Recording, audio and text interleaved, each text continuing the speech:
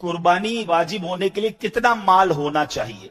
हर बालिग मुकीम यानी मुसाफिर ना हो, मुकीम हो, मुसलमान मर्द औरत मालिक निसाब पर कुर्बानी वाजिब है। अब मालिक निसाब कौन होता है? असल चीज तो ये समझनी है ना, अकल वाला हो, पागल ना हो, बालिग हो और मुकीम हो। अब मालिक निसाब कौन है? मालिक निसाब होने से मुराद यह है कि उस शख्स के पास 52.5 तोला चांदी या उतनी ही मालियत की रकम या इतनी मालियत का तिजारत का माल या इतनी मालियत का हाजत असलिया के अलावा सामान हो। ऑलमोस्ट समझ लें किसी के पास इतने पैसे हों, 1,40,000 के आसपास, 52.5 तोला चांदी, आज का रेट मुझे नहीं पता, तो अंदाजन ये 1,40,000 रमजानों में बताया गया था। तो अब समझ लें इतने ही, किसी के पास इतने पैसे हों या इतना माले तिजारत हो, सोना चांदी हो, या अपनी हाजत असलिया जरूरत की चीजों से ज्यादा सामान हो घर में या कहीं पर, तो अब उस पर, और जो अगर इस पर जो कर्जा हो वो माइनस करने के बाद, तो फिर इस पर ये निसाब बाकी रहेगा, तो ये जनाब कुर्बानी इस पर वाजिब हो जाएगी। कुर्बानी के दिनों में अगर ये इतने पैसे हैं तो उसको कुर्बानी करनी होगी। अब इसमें एक और गलती लोग क्या करते हैं, पूरे घर की तरफ से एक कुर्बानी कर देते हैं, एक बकरा ले आए। नहीं, हाँ, अगर आप मालिक निसाब हैं, आप पर ही कुर्बानी वाजिब है, तो फिर ठीक है, आप एक बकरा कर लें या कुर्बानी बड़े जानवर में एक हिस्सा कर लें। लेकिन अगर आप पूरे घर वालों की कुर्बानी करना चाहते हैं तो फिर सबका हिस्सा अलग अलग होना चाहिए। ऐसा नहीं हो सकता कि एक बकरे में 4 लोग हिस्सा मिला लें तो किसी की भी कुर्बानी नहीं होगी। याद रखिएगा, ठीक है। बड़े जानवर में 7 हिस्से होते हैं, बल्कि यहां तो मैं मशवरा दूंगा जिनको अल्लाह ने नवाजा है वो अपनी, अपने घर वालों की, अपने बच्चों की भी कुर्बानी करें। नाबालिग बच्चों की कुर्बानी वाजिब नहीं है, मगर अल्लाह ने दिया है तो करनी चाहिए है।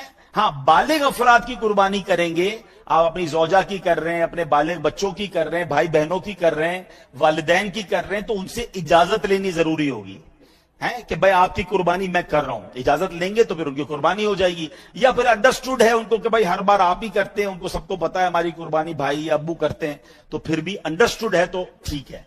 अच्छा, इसी तरह एक और कुर्बानी में हमने बात ज़हन में रखनी है कि कुर्बानी में अगर कोई अकीके का हिस्सा भी मिलाना चाहता है, वो समझता है कि मेरे पास एक हिस्सा एक्स्ट्रा है, अगर किसी का अकीका बाकी है तो वो भी किया जा सकता है। हजरत इब्राहिम अला नबीना वालेकुम, आप कमाल की शख्सियत है, one of the historical history in the history of Islam.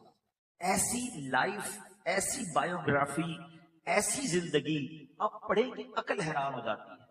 आपका मकाम कितना बड़ा है इस बात से समझिए कि प्यारे आका मदीने वाले मुस्तफा सल्लल्लाहु अलैहि वसल्लम जो आखिरी नबी है, मर्तबे में सबसे अरफा व आला हमारे आका हैं, मगर उनके बाद कमोबेश 1,24,000 पैगंबरों में सबसे अफजल हस्ती हजरत इब्राहिम अलैहिस्सलाम है।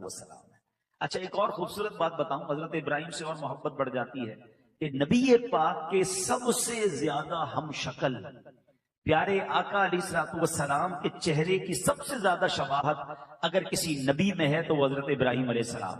खुद नबी पाक फरमाया करते कि किसी को इब्राहिम को देखना हो तो मुझे देख ले, यानी इस तरह मेरे आका का चेहरा अनवर की झलक जो है वो हजरत इब्राहिम अलैहिस्सलाम। अच्छा, हजरत इब्राहिम अलैहिस्सलाम की शान कितनी आला है। 4 आसमानी किताबें, 4 आसमानी मज़ाहिब कहलाते हैं, ठीक है ना, तौरात, ज़बूर, इंजील और कुरान, चारों में हजरत इब्राहिम का जिक्र, चारों मज़ाहिब में हजरत इब्राहिम का बड़ा अदब मौजूद है। अच्छा, हजरत इब्राहिम अलैहिस्सलाम की यादगार उन्हीं के बेटे को ज़िबा किया गया था ना, हजरत इस्माइल को, और ज़बीहुल्लाह हजरत इस्माइल ठहरे। सारी दुनिया जो कुर्बानी करती है वो हजरत इस खानदान की याद को मनाती है। फिर इन्हीं महीनों में हज होता है, इन्हीं दिनों में हज किया जाता है, तो ये यादगारें भी हजरत इब्राहिम, उनकी ज़ौजा बीबी हाजरा और उनके बेटे की यादगारें हैं। सुभान अल्लाह, ऐसी कमाल की हिस्ट्री है कि मैं सारी रात बयान करता जाऊं उनकी बातें खत्म नहीं होंगी, मगर मैं 2-3 बातें बड़ी रेलेवेंट जो हमारी हयात से हैं, हमारी जिंदगी से हैं, अगर हम गौर करें और उसको इम्प्लीमेंट करें। देखिए, अभी बकरा ईद करीब आ रही है, सारे लोग जानवर खरीद रहे हैं, बड़े एंजॉय कर रहे हैं, कोई चारा खिला रहा है, कोई बच्चा लेके घूम रहा है जानवर को, बहुत अच्छी बात है। लेकिन कभी हमने अपने बच्चों को बिठाकर बताया कि ये जानवर हम लेते क्यों हैं, इसके पीछे क्या दास्तान है। हम सबको ये सीखना चाहिए। Everybody must know the history of حضرت ابراہیم علیہ السلام, حضرت اسماعیل علیہ السلام. پتہ تو چلے یہ قربانی کی داستان کیا ہے, یہ کتنا بڑا امتحان تھا جس سے یہ سرخرو ہوئے. لیکن شاید بہت سارے لوگوں کو نہیں پتا کہ آپ کے امتحان کا سلسلہ تو بہت پہلے سے شروع تھا. حضرت ابراہیم علیہ السلام 18-20 سال کے, ذرا سمجھیے گا یہ کیا ایج ہوتی ہے. 18-20 سال کا نوجوان کتنا ینگ ہوتا ہے, مگر آپ کو نمرود نے آگ میں ڈالنے کا پلان کیا. اب وہ آگ کیسی تھی ذرا غور کیجئے. وہ آگ ہے آسمان سے باتیں کرتی ہوئی آگ, کوئی نارمل آگ نہیں ہے. پرندہ اس وقت اس آگ کے اوپر سے نہیں گزر سکتا تھا, اتنی بڑی آگ ہے. پلان کر لیا گیا. آپ کے پاس فرشتے آتے ہیں, جبریل امین آ رہے ہیں کہ حضور آپ حکم کریں, ہم بادل کے فرشتوں کو کہتے ہیں بارش ہوگی آگ بجھا دیں گے. آپ نے فرمایا نہیں, مجھے تمہاری کوئی مدد کی حاجت نہیں, اللہ دیکھ رہا ہے, اگر وہ چاہے گا تو آگ بجھ جائے گی, اور اگر اس کو یہی منظور ہے کہ مجھے آگ میں ڈال دیا جائے, میں ریڈی ہوں اس کے لیے, مجھے منظور ہے. اب جب بالکل آگ میں ڈالے جانے کا وقت آ گیا نا, تو جبریل امین آ کر کہتے ہیں کہ حضور چلیں, آپ ہم سے مدد نہیں مانگ رہے, اللہ سے تو مدد مانگ لیں. اللہ سے تو کہہ دیں کہ آگ سے آپ کو بچا لے.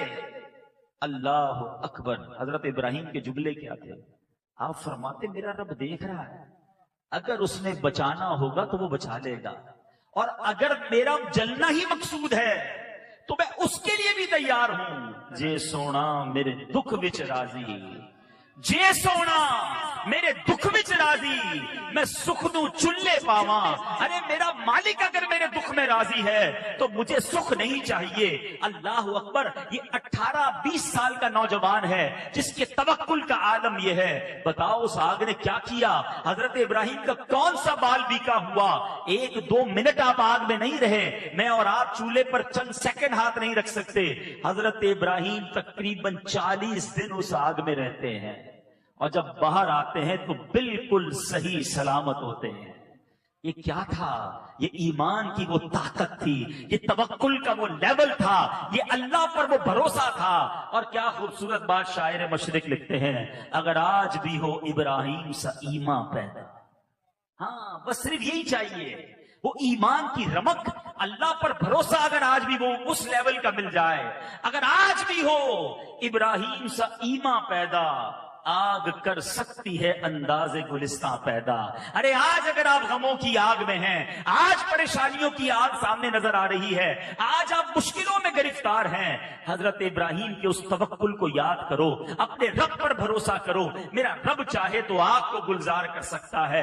اللہ اکبر. یہاں ایک اور لاجیکلی کوسچن پیدا ہوتا ہے, حضرت ابراہیم نے یہ آگ میں چھلانگ کیوں لگا دی؟ ارے آگ سے بچنا ضروری تھا, کوئی کمپرومائز کی طرف چلے جاتے. جناب سارے فیصلے لاجک سے نہیں ہوتے, کچھ فیصلے عشق والے ہوتے ہیں. شاعر لکھتے ہیں, کیا خوب بات لکھی ہے, عقل والوں کے نصیبوں میں کہاں ذوق جنون. Do not try to manage all the things with your brain. کچھ دل سے فیصلے بھی کیا کرو. عقل والوں کے نصیبوں میں کہاں ذوق جنون, عشق والے ہیں جو ہر چیز لٹا دیتے ہیں. 99 ایئرس کی ایج ہو گئی. آپ دعا کریں اللہ سے اللہ اولاد دیتے ہیں. 99 سال تک اولاد نہیں ہے. ذرا سوچو کون ہے خلیل اللہ, جنہوں نے اپنی لائف اسٹیک پر لگا دی تھی, آگ میں کود گئے تھے, مگر اللہ والوں پر امتحان کیسا. مگر شکوہ نہیں تھا, اے اللہ میں تیرا خلیل پھر بھی اولاد نہیں, مانگی جا رہے ہیں, التجا کر رہے ہیں, امید بھی نہیں چھوڑی اور ناشکری بھی نہیں ہے. یہاں شادی کو 2-3 سال ہو جائیں, کسی کو بچہ نہ ہو تو گھر میں جھگڑا شروع ہو جاتا ہے. ساس بہو کو تانے دے رہی ہوتی ہے, شوہر بیوی کو عجیب نظروں سے دیکھ رہا ہوتا ہے. ارے اللہ کے بندو, اب تو سائنس بھی کہتی ہے صرف عورت کا قصور نہیں, بعض اوقات مرد کی وجہ سے اولاد نہیں ہو رہی ہوتی. یہ اللہ کی دین ہے. بھروسہ رکھو رب پر, اور اگر اولاد نہیں بھی ہے تو اطمینان رکھو. کیا معلوم تمہارے مقدر میں ایسی اولاد تھی جس نے ماں باپ کو مار کے گھر سے نکال دینا تھا. بھروسہ رکھو نا رب پر. رب نہیں دے رہا تو یہی میرے لیے بہتر ہے. حضرت ابراہیم کے پاس 99 سال تک اولاد نہیں ہے, اور اب اللہ نے بیٹا دیا. اچھا, بیٹے کے لیے دعا کیا کرتے تھے؟ اسمع یا ایل. عربی میں اسمع کہتے ہیں سن لے. ایل عبرانی زبان کا لفظ ہے جس کے معنی ہے پروردگار. اے میرے پروردگار سن لے، مجھے اولاد دے، اسمع یا ایل، اسمع یا ایل۔ جب اللہ نے بیٹا دیا تو آپ نے اس کا نام ہی اسماعیل رکھ دیا۔ حضرت اسماعیل کے نام کے پیچھے جو لاجک علماء نے بیان کی کہ یہ وہ پکار تھی، یہ وہ التجا تھی، یہ وہ منتیں تھی، یہ وہ اللہ کی بارگاہ میں پکارنا تھا، آپ نے بیٹے کا نام ہی اسماعیل رکھ دیا۔ اب ذرا ٹرائی ٹو انڈرسٹینڈ، اتنی دعاؤں کے بعد جو بیٹا ملا ہوگا اس سے پیار کا لیول کیا ہوگا، اس کی کیئرنگ کا لیول کیا ہوگا۔ کسی کو 10 سال بعد بیٹا ملے، پوچھو ماں باپ اس کے پیر زمین پہ نہیں رہنے دیتے کہ یار بڑی منتوں سے ملا ہے، 99 ایئرس کی ایج میں بیٹا ملا ہے۔ امتحان دیکھو، ابھی دودھ پیتا بیٹا ہے، حکم ہوا کہ اے ابراہیم اپنی بیوی کو اور اپنے بیٹے کو لکو دک صحرا میں ڈیزرٹ میں چھوڑ کر آ۔ آپ گئے، تھوڑی سی کھجوریں، تھوڑا سا پانی، اور آپ اپنی زوجہ اور اپنے بیٹے حضرت ہاجرہ، حضرت اسماعیل کو لے کر وہ مکہ جو آج ساری دنیا کے دلوں کی دھڑکن ہے، nobody over there that time، کوئی نہیں تھا، صحرا تھا، پانی بھی نہیں تھا۔ آپ نے اپنی بیوی اور اپنے بچے کو چھوڑا اور جانے لگے۔ بیوی ہاجرہ کہتی ہے ابراہیم ہمیں کہاں چھوڑ کے جا رہے ہو؟ آپ نے جواب نہیں دیا۔ اے ابراہیم ہمیں بتاؤ تو صحیح کہاں چھوڑ کے جا رہے ہو؟ آپ نے کوئی رپلائی نہیں دیا۔ تیسری بار پوچھا یہ تو بتا دو جو ہمیں چھوڑ کر جا رہے اس پر رب کا حکم ملا ہے؟ زوجہ بھی کیسی تھی؟ آپ کہتے ہیں ہاں مجھے رب نے فرمایا ہے۔ کہا اگر رب نے فرمایا تو پھر وہ ہمیں ضائع نہیں کرے گا، وہ کارساز ہے، وہی انتظام کرے گا۔ وہ زوجہ بھی کیسی تھی، ان کا توکل کا لیول کیا ہے؟ آج بیوی کہتی تم کدھر سے بھی میرے کام کرو، پیسے لے کر آؤ، چوری کرنی پڑے، یہ نوکری سے تمہارا کچھ نہیں بنے گا، غلط کام بھی کر کے میرے لیے لے کر آؤ۔ پہلے زمانے کی عورتیں اپنے شوہر کے ساتھ اللہ کی رضا کے لیے کیسی توکل والی ہوتی تھی۔ اس واقعے میں میری بہنوں کے لیے بھی درس ہے کہ کبھی بھی ایسا جس کو کہتے فورس اور ایسا پریشر ڈیولپ نہ کریں اپنے گھر والوں پر کہ وہ حرام کاموں کی طرف چلے جائیں۔ مشکل حالات میں ان کا ساتھ دیں، حلال روزی میں ان کی مدد کریں۔ بہرحال اب حضرت ابراہیم اپنے زوجہ کو چھوڑ کر اپنے اس لخت جگر کو چھوڑ کر چلے جاتے ہیں۔ کچھ دیر، 1-2 دن تو وہ کھجوریں اور پانی چل گیا، اس کے بعد وہ کھجوریں بھی ختم، وہ پانی بھی ختم۔ اب اس بچے کو لگی پیاس۔ ماں بچے کو پیاسا کیسے دیکھ سکتی ہے؟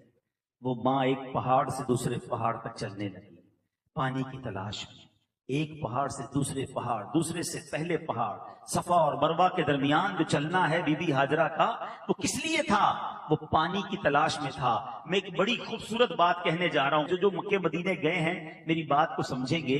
جب ہم صفا مروہ کے درمیان جاتے ہیں حافظ صاحب، ایک جگہ میلین اخضرین آتی ہے، گرین لائٹس، وہاں پر دوڑنا ہوتا ہے۔ کبھی ذہن میں سوال آتا ہوگا یار نارمل چلتے چلتے اچانک دوڑنا، لائٹ ختم ہوئی پھر چلنا، اس کے پیچھے کیا راز ہے؟ سنو، سبحان اللہ۔ مسئلہ یہ تھا کہ بی بی ہاجرہ جب پانی کی تلاش میں چلتی تھی نا تو اپنے بچے کو دور سے دیکھتی بھی جاتی تھی۔ جو یہ جگہ تھی نا، یہاں بیچ میں ایک پہاڑی تھی، اس پہاڑ کے پاس جب جاتی تھی بچہ نظر نہیں آتا تھا تو ماں دوڑنے لگ جاتی تھی کہ یہ جگہ جلدی طے ہو جائے۔ جیسے ہی پہاڑ ختم ہوتا تھا ماں کو بچہ نظر آنے لگ جاتا، وہ نارمل چال میں چلتی۔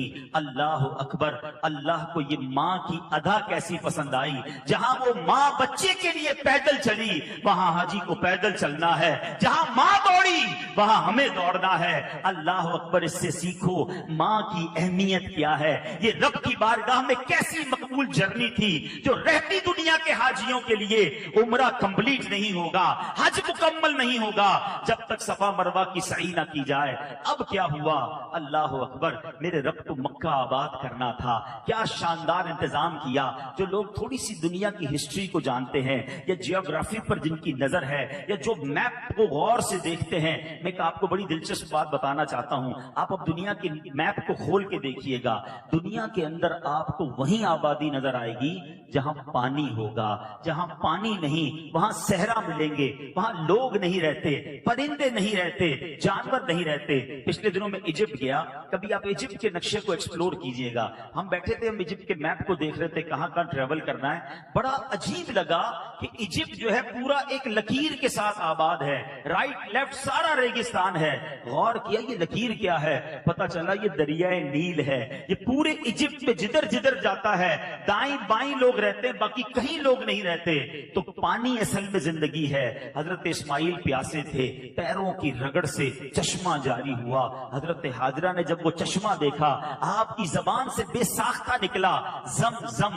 زم زم کہتے ہیں عربی میں رک رک, آپ کی زبان سے یہ نکلنا تھا. اس چشمے کا نام ہی زمزم پڑ گیا. یہ جاری ہو گیا. کچھ عرصے بعد قبیلہ بنی جرہم کے لوگ وہاں سے گزرے. انہوں نے بی بی حاجرہ سے اجازت چاہی, اے بی بی پانی بھی ہے, کیا ہم یہاں رہ سکتے ہیں؟ آپ نے کہا تم بھی رہ لو. 2 گھر آباد, 4 گھر آباد, آہستہ آہستہ مکہ آباد ہونے لگا. اب حضرت اسماعیل